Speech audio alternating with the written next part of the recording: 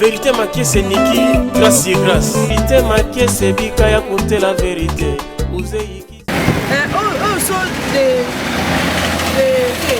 irsements. Et autour des irsements du Christ. Et mana, ton problème da família. Des malédictions et des spiritus et des condamnations et de stérilité des femmes de moi si de nous nassé. De nous nassé. Fala só português. Eu também angolano. Mas tem problema pessoas de que eu de mulher de nascer não.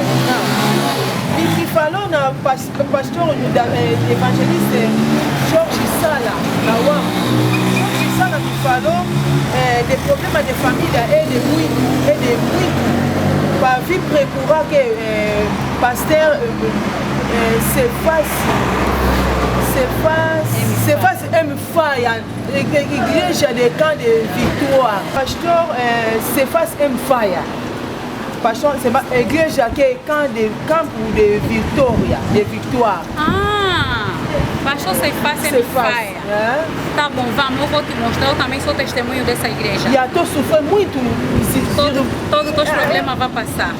Lingala também entende? Pode falar também Lingala. Deus é para todas as línguas. Deus está para todos e todos. Seja Lingala, francês. Deus está para todas as línguas portuguesas. Na época do pasteur se faz fire.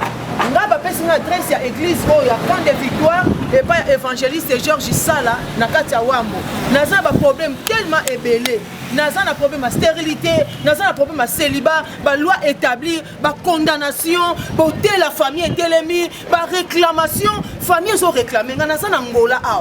Banda na ya ata billet to ba kaloba non na swate. Banda na ya Angola. Ozomona na otakata bo liba les ate. Ata chi ba benga ngate. Naza na problème kuna ya Kinshasa. Bazo réclamer, ba loi établie condamnation kolobate. Na yeba to so ba kota na kata libumu. Parce que Georges Sala abina kene capable se face pour nous reçoit solution déco. Toqué vamos irmã, vamos no campo da vitória aqui no Vérité maquée c'est Niki, grâce et grâce. Vérité maquée c'est Bika.